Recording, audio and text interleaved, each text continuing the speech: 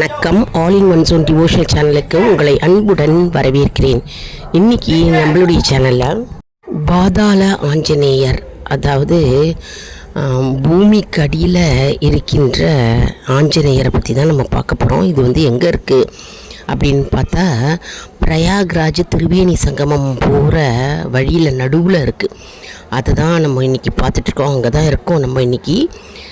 அந்த பாதாள ஆஞ்சநேயர் பற்றி சிறப்பு வரலாறு, அவர் ஏன் அந்த பூமிக்கு அடியில் இருக்கிறார் அப்படின்றத முழு விவரமாக பார்க்கலாம். அதற்கு முன்னால் நம்முடைய சேனலை இதான் ஃபர்ஸ்ட் டைம் பார்க்குறவங்களா இருந்தாலும் சரி, சப்ஸ்கிரைப் பண்ணாமல் பார்க்குறவங்களா இருந்தாலும் சரி, நம்ம சேனலை சப்ஸ்கிரைப் பண்ணிக்கோங்க. கூடவே அந்த பெல் பட்டனை ப்ரெஸ் பண்ணிக்கோங்க. ஆல் என்கின்ற ஆப்ஷனையும் ப்ரெஸ் பண்ணிக்கோங்க. அப்போ தான் நான் போடுற வீடியோஸ் எல்லாம் உங்களுக்கு உடனுக்குடன் நோட்டிஃபிகேஷனில் மிஸ் பண்ணாமல் தெரிய வரும். சரி, வாங்க இப்போது வீடியோக்குள்ளே போகலாம்.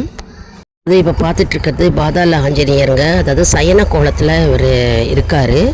இவர் 20 அடி நீளமுள்ள ஆஞ்சநேயர். இவர் அதாவது இந்த ஹனுமன் தரை மட்டத்திற்கும் கீழே சயன கோலத்தில், அதாவது படுத்த கோலத்தில் இவர் காட்சி அளிக்கிறார். இவர் இவ்வளோ அற்புதமான காட்சி பாருங்கள், எல்லாரும் பாருங்கள். நேரில் அலகாபாடில் பிரயாக்ராஜுக்கு பார்க்க முடியாதவங்க நிறைய பேர் இருப்பீங்க இல்லையா? இப்போ இந்த ஆஞ்சநேயரை எல்லாரும் தரிசனம் செஞ்சுக்கோங்க. இந்த கோவிலுக்கு வந்த மாதிரியே மனதில் ஆத்மார்த்தமாக உங்களுடைய பிரார்த்தனை என்னவோ இங்கே வச்சுருங்க. இந்த ஆஞ்சநேயர் கண்டிப்பாக நிறைவேற்றி கொடுப்பார். அவ்வளவு சக்தி வாய்ந்த சயன கோலத்தில் இருக்கின்ற ஆஞ்சநேயரை தான் நம்ம இப்போ தரிசனம் செஞ்சுக்கிட்டு இருக்கோங்க. அதாவது இது திரிவேணி சங்கமத்துக்கும் பிரயாகராஜுக்கும் இருக்கின்ற நடுவில் இருக்கின்ற கோட்டைக்கு நடுவில் இருக்குது இந்த ஆஞ்சநேயர் கோவில். இங்கே ஒரு அதிசயமான நிகழ்வு இருக்கிறதுங்க. அதாவது ஒவ்வொரு ஆண்டும் பருவநிலை மழை காலத்தில் என்ன ஆகும்னா, கங்கை நதியோடைய நீர்மட்டம் அதிகமாக இருக்குமா. அதிகமாக இருக்கும்போது இந்த கங்கை நீர் இந்த ஆஞ்சநேயர் அனுமர் உடைய திருவடிகளை கங்கை நீர் தொட்டுட்டு போகுமா. எவ்வளவு அதிசயம், அற்புதம் பாருங்கள். அதாவது கங்கை நீருடைய நீர்மட்டம் அளவு அதிகமாக இருக்கின்ற காலத்தில், பருவமழை காலத்திலலாம் அதிகமாக இருக்குமா. அப்போது அதிகமாக இருக்கிற காலத்தில் இங்கே இவர் இந்த அனுமரை திருவடிகளை தொட்டுட்டு கங்கை நீர் போகுமா. அதிசயமான நிகழ்வு ஒன்று இந்த பாதாள ஆஞ்சநேயர் சயன கோலத்தில் இருக்கின்ற ஆஞ்சநேயருக்கு உண்டுங்க. இதனுடைய வரலாற்று கதை சிறப்பு பற்றி நம்ம இப்போ பார்க்கலாங்க. அதாவது பல 100 ஆண்டுகளுக்கு முன்னால் ஒரு பெரிய செல்வந்தர் இருந்தாராம், மன்னர். அவர் குழந்தை இல்லையா அவருக்கு. அதனால் அவர் ஒரு குருஜியின் வழிகாட்டியின் படி அவர் ஒரு ஆஞ்சநேயர் சிலையை, அதாவது அனுமன் சிலையை மலையிலேருந்து வடிவமைத்து கப்பல் படகு மூலமாக படகுல இருந்தாராம். இருக்கும்போது பிரயாகராஜ் அப்படின்ற இடத்துல வந்திருக்காரு. வந்த உடனே ட்ராவல் பண்ணி வரும்போது அந்த படகு என்ன ஆச்சுன்னா, எதிர்பாராத வண்ணத்தில் கவுந்துருத்தான். படகு கவுந்ததுனால அந்த வடிவமைக்கப்பட்ட அந்த அனுமன் ஆஞ்சநேயர் சிலை படகுலேருந்து கீழே விழுந்துருத்தான். தண்ணியில் படகுலேருந்து கீழே விழுந்துருத்தான். பின்னர் அவருக்கு என்ன ஆயிடுதான், தண்ணியில் மூழ்கியதான். மன்னரும் வருத்தத்துடன் திரும்பினாராம். இதன் பின்னர் பல ஆண்டுகளுக்கு பிறகு என்ன ஆயிட்டான், கங்கை நீர் வற்றி போனதான். வற்றி போனவுடனே பாபாஜி என்கிறவர் ஒரு முனிவர், அந்த முனிவர் அந்த பக்கத்துக்கு அங்கே வரும்பொழுது அப்போ என்ன ஆச்சுன்னா, அவருடைய கண்ணுக்கு அந்த சிலை தென்பட்டதான். அப்போது அந்த சிலையை எடுக்கவோ நகர்த்தவோ துளி கூட முடியவில்லையா, யாராலையுமே நகர்த்த முடியவில்லையாம். அவர் அந்த சிலையை கண்டுபிடித்தார். இப்போ என்ன ஆச்சா, அந்த சிலையை நகர்த்தவே முடியாத வண்ணத்தில் அந்த சிலை அந்த இடத்துல இருக்கிறது. அதனால் ஆஞ்சநேயர் அந்த அனுமன் அந்த இடத்துலையே நிலைத்து இருக்கணும் அப்படின்னு விரும்புகிறார். அப்படின்னு அந்த இடத்திலேயே நிலையாக அந்த ஆஞ்சநேயை வைத்திருக்கிறார்கள். அதாவது சயன கோலத்தில் படுத்த கோலத்தில் அதே இடத்தில் வந்து அந்த ஆஞ்சநேயர் வந்து அங்கு காட்சி தருகிறார். இப்பொழுது வந்து அந்த சயன கோலத்தில் இருக்கும் ஆஞ்சநேயர், பாதாள ஆஞ்சநேயரை வந்து எல்லாரும் வழிபடுகிறோம். மிக மிக சக்தி வாய்ந்த அற்புதமான ஆஞ்சநேயர். யாரெல்லாம் வந்து பிரயாகராஜ் போகிறீங்களோ, அலகாபாடு பிரயாகராஜ், கண்டிப்பாக பாதாள ஆஞ்சநேயர் அப்படின்ற ஆஞ்சநேயரை வந்து நீங்கள் கண்டிப்பாக தரிசித்து வர வேண்டுங்க. படே ஆஞ்சநேயர் அப்படின்னு அங்கே பேர் சொல்கிறாங்க.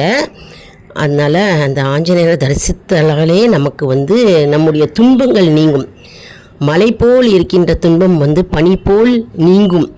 அதனால் ஆஞ்சநேயரை வந்து அங்கே தரிசனம் செய்யுங்க. சயன கோலத்தில் இருக்கிற ஆஞ்சநேயர் வந்து மிக மிக சக்தி வாய்ந்தது. நிற்கின்ற கோலமில் சயன கோலத்தில் இப்போ பார்த்துட்ருக்கிறது மரம். அங்கே அந்த அரச மரம் ஒன்று இருக்குது, அதை வந்து சுற்றிட்டு விநாயகர் இருக்குது. அப்புறம் வந்து அங்கே குங்குல்யம் கொடுக்குறாங்க. ஆஞ்சநேயர் கோயிலில் குங்குல்யம் நல்லா டார்க் ஆரஞ்சு கலரில் கிடைக்கும் இல்லையா, அதை வந்து நாங்கள் எல்லாம் எடுத்துக்கிட்டோம். நம்ம தட்சணை வேணா சுவாமிக்கு நம்ம கொடுக்கலாம். காசு வந்து நம்ம வந்து போடலாம், விருப்பப்பட்டு உண்டியலில் அந்த இடத்துல போடலாம்.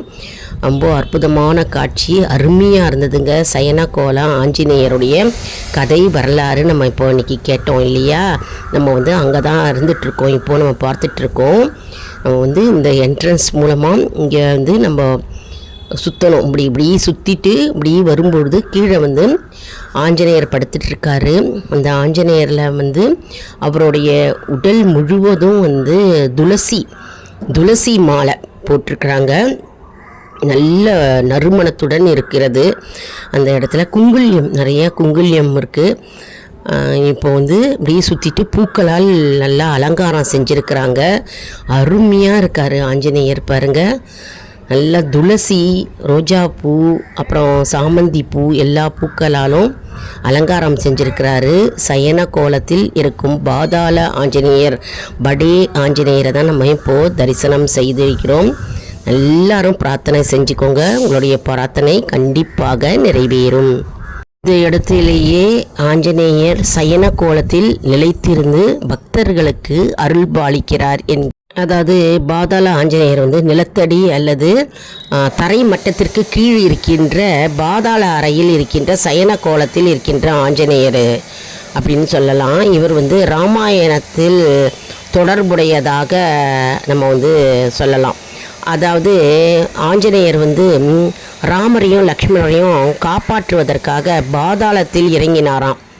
அதாவது ராமாயணத்தில் பார்த்தோம்னா ராவணனுடைய சகோதரன் மைராவணன் வந்து என்ன செய்தாராம், வந்து ராமரையும் லக்ஷ்மணனையும் வந்து பாதாளத்தில் தூக்கி சென்றாராம். அப்படி தூக்கி செல்லும்போது ஆஞ்சநேயர் வந்து அவர்களை காப்பாற்றுவதற்காக பாதாளத்தில் வந்து வாயு வேகத்தில் வந்து அவர் இறங்கி அவர்களை காப்பாற்றுவதற்காக அவர் பாதாள லோகம் சென்றார் அப்படின்ற ஒரு புராண கதை இருக்கிறது. இந்த அடிப்படையின் கீழாக பாதாள ஆஞ்சநேயர் வடிவமாக அழைக்கப்படுகிறார். அதாவது குஜராத்தில் பார்த்தோம்னா சூரத்தில் வந்து தபதி நதிக்கரையில் வந்து பல படிக்கட்டுகள் இருக்குமோ, அந்த பல படிக்கட்டுகளை இறங்கி நம்ம வந்து இந்த பாதாள ஆஞ்சநேயரை வந்து நம்ம தரிசிக்க வேண்டும். அடுத்தது பார்த்தோம்னா கர்நாடகா மைசூரில் வந்து பாதாள ஆஞ்சநேயர் வந்து புகழ்பெற்ற ஸ்தலமாக இருக்கிறது. அங்கேயும் நம்ம வந்து பார்க்கலாம். பாதாள ஆஞ்சநேயர்